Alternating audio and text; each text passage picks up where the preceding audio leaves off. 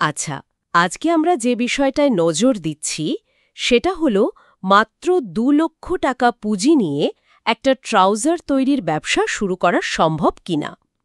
আমাদের কাছে যে সোর্স মেটেরিয়ালটা আছে সেখানে এর একটা বেশ ডিটেইলড প্ল্যান দেওয়া শুনতে বেশ আকর্ষণীয় লাগছে, কিন্তু এটা কতটা বাস্তবসম্মত আর কি কি চ্যালেঞ্জ থাকতে পারে, বিশেষ করে যখন দেখছি প্রথম মাসের খরচের হিসাবটাই বাজেট ছাড়িয়ে যাচ্ছে। এর সমাধান কি হতে পারে? দেখুন, এই ব্যবসায়িক পরিকল্পনাটা কিন্তু বেশ ইন্টারেস্টিং। যেভাবে স্ট্রাকচারটা করা হয়েছে, এখানে খুব পরিষ্কার করে একদম শুরুতে কি খরচ হবে আর কেমন আয় হতে পারে তার একটা ছবি দেওয়া আছে। এই যে সীমিত বাজেট, এর মধ্যে শুরু করার জন্য এরকম স্বচ্ছ হিসাব তো খুব দরকারি। ঠিক। তবে হ্যাঁ, যেটা বলছিলেন, বাজেট আর পরিকল্পনার মধ্যে শুরুতে একটা ফারাক দেখা যাচ্ছে। এটা অবশ্য খুব সাধারণ একটা সমস্যা। এখানেই আসলে কৌশলটা দেখতে হবে, কিভাবে এটাকে ম্যানেজ করা যায়। আচ্ছা, তাহলে একটু খুলে বলা যাক। প্রাথমিক যে প্ল্যানটা, সেখানে এককালীন খরচ যেমন মেশিনপত্র কেনা, লাইসেন্স, একটু মার্কেটিং, এই সব মিলিয়ে প্রায় ৮৫,০০০ টাকা ধরা হয়েছে, তাই তো? হ্যাঁ, ঠিক। ৩টে সেলাই মেশিন, এইসব ধরে। আর মাসিক খরচ, সেটাও তো বেশ অনেকটা। কাঁচা মাল, ধরুন ৩০০ পিসের জন্য, তারপর কর্মীদের বেতন, দোকানের ভাড়া বা ওয়ার্কশপের ভাড়া, অন্যান্য খরচ, সব মিলিয়ে প্রায় ১,৫৫,০০০ টাকা। তার তো প্রথম মাসেই মোট খরচ দাঁড়াচ্ছে প্রায় ২,৪০,০০০ টাকা। হ্যাঁ, সেখানেই সমস্যাটা। বাজেট তো ২ লক্ষ, শুরুতেই প্রায় ৪০,০০০-এর একটা ঘাটতি। রাইট। তো এই অবস্থাটা সামলানো যাবে কিভাবে? এখানেই তো আসল চ্যালেঞ্জটা। দেখুন, এখানে কিন্তু সোর্স মেটেরিয়াল একটা ইন্টারেস্টিং সমাধানের কথা বলছে। প্ল্যানটা বাতিল না করে এটাকে একটু রদবদল করার কথা বলা হচ্ছে। আচ্ছা, কিরকম? যেমন ধরুন, প্রথমে যে ৩০০ পিস উৎপাদনের লক্ষ্য ছিল সেটা কমিয়ে ২০০ পিসে নিয়ে আসা। এতে কিন্তু শুধু কাঁচামালের খরচটাই প্রায় ২০,০০০ টাকা কমে যাচ্ছে। ৭০,০০০ থেকে নেমে আসছে ৫০,০০০-এ।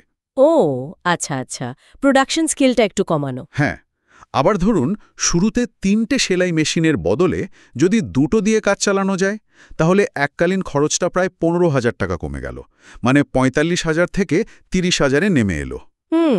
এটাও তো একটা ভালো পয়েন্ট। আর ধরুন, ব্যবসার মালিক যদি নিজে কিছু কাজ করেন, যেমন মার্কেটিং বা একটু হিসাব রাখা, তাহলে হয়তো একজন কর্মীর খরচও বাঁচানো যেতে পারে বা কমানো যেতে পারে শুরুতে। ওনার নিজের ইনভলভমেন্টটা বাড়াতে হবে। একদম।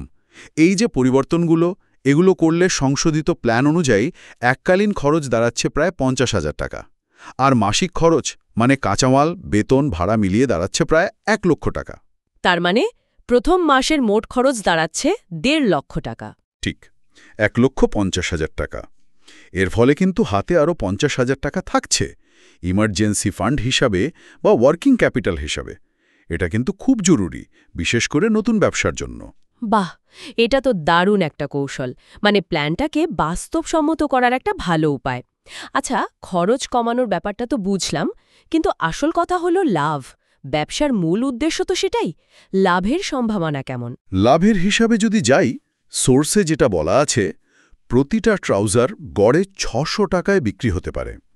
আর সেটার উৎপাদন খরচ, কাঁচামাল আর শ্রমিকের মজুরি ধরে, প্রায় ৩৫০ টাকা। তার প্রতি পিসে লাভ থাকছে প্রায় ২৫০ টাকা। হ্যাঁ, ২৫০ টাকা। এবার যদি মাসে সংশোধিত প্ল্যান অনুযায়ী ২০০ পিস বিক্রি করা যায়, তাহলে মোট লাভ দাঁড়াচ্ছে ৫০,০০০ টাকা। মাসে ৫০,০০০ টাকা। এটা তো বেশ ভালো অঙ্ক, বিশেষ করে এত কম পুঁজিতে শুরু করার পর। অবশ্যই। এটা দেখাচ্ছে যে একেবারে ছোট স্কেলে শুরু করলেও যদি ঠিকঠাক পরিকল্পনা করা যায়, খরচ কন্ট্রোলে রাখা যায়, তাহলে কিন্তু লাভ করা সম্ভব। এটা অনেক নতুন উদ্যোক্তার জন্য একটা ইন্সপিরেশন হতে পারে। কিন্তু লাভের অঙ্কটা শুনেই তো ঝাঁপিয়ে পড়া যায় না। এই ৫০,০০০ টাকা লাভ কি প্রথম মাস থেকেই শুরু হয়ে যাবে? নিশ্চয়ই কিছু চ্যালেঞ্জ আছে। অবশ্যই, অবশ্যই। প্রথম মাস থেকেই এমন লাভ হবে তা ভাবাটা ঠিক না। সোর্সেও কিছু জরুরি পরামর্শ দেয়া আছে এ নিয়ে। যেমন ধরুন, একেবারে শুরুতেই হয়তো নিজের টাকায় ২০০ পিসের কাঁচামাল না কিনে কিছু প্রি অর্ডার নেওয়া যেতে পারে। আগে অর্ডার কনফার্ম করে তারপর মাল বানানো। ও আচ্ছা, তাতে রিস্কটা কমে। হ্যাঁ, ক্যাশ ফ্লোর উপর চাপ কমে। আবার বিক্রির জন্য হয়তো শুরুতে লোকাল কিছু দোকানে যোগাযোগ করা বা অনলাইন প্ল্যাটফর্ম ফেসবুক বা ইনস্টাগ্রাম ব্যবহার করা। রাইট, মার্কেটিংটাও জরুরি। আর সবচেয়ে গুরুত্বপূর্ণ হল পণ্যের কোয়ালিটি, মানে মানটা ধরে রাখা, যাতে কাস্টমাররা একবার কিনে আবার আসেন। রিপিট কাস্টমার খুব দরকার। ঠিক। আর একটা খুব জরুরি বিষয় হল ধৈর্য। ব্যবসার একদম শুরুতে, মানে প্রথম ৩-৪ মাস হয়তো লাভ হবেই না, বা খুব সামান্য হবে, হয়তো নিজের পকেট থেকেও টাকা দিতে হতে পারে। ওই সময়টায় লেগে থাকাটা খুব ইম্পর্ট্যান্ট। এটা খুবই সত্যি কথা। তাহলে সব মিলিয়ে যা দাঁড়ালো, ২ লক্ষ টাকা বাজেটেও কিন্তু ট্রাউজার ব্যবসা শুরু করাটা অসম্ভব নয়। না, অসম্ভব নয়। তবে এর জন্য খুবই স্মার্টলি প্ল্যান করতে হবে, খরচ খুব সাবধানে করতে হবে, আর নিজের প্রত্যাশাটাকেও একটু কন্ট্রোলে রাখতে হবে। একদম। পরিস্থিতি বুঝে মানিয়ে নেওয়া আর কৌশল বদলানোর মানসিকতা থাকাটা খুব জরুরি। এটাই সাফল্যের চাবিকাঠি হতে পারে। ঠিক। আর এখানে কিন্তু আর একটা প্রশ্নও চলে আসে, তাই না? এই যে শুধু টাকার হিসাব, লাভ ক্ষতি, এর বাইরেও তো ব্যবসার সাফল্যের জন্য আরও কিছু জিনিস দরকার হয়। যেমন ধরুন ডিজাইন। ট্রাউজারের ডিজাইনটা যদি একটু ইউনিক হয় বা ব্র্যান্ডিংটা যদি একটু আকর্ষণীয় করা যায়, এই সীমিত বাজেটেই কি এই জিনিসগুলো ব্যবসাকে অন্যদের চেয়ে একটু এগিয়ে রাখতে সাহায্য করতে পারে? খুব ইন্টারেস্টিং পয়েন্ট। শুধু প্রোডাক্ট বানানো আর বিক্রি করাই নয়, সেটার একটা আইডেন্টিটি তৈরি করা। হ্যাঁ, এটা কিন্তু নতুন যারা ব্যবসা শুরু করতে চাইছেন তাদের ভাবনার জন্য একটা ভালো দিক হতে পারে। শুধু আর্থিক পরিকল্পনার বাইরে গিয়েও কিভাবে ব্যবসাকে সফল করা যায়।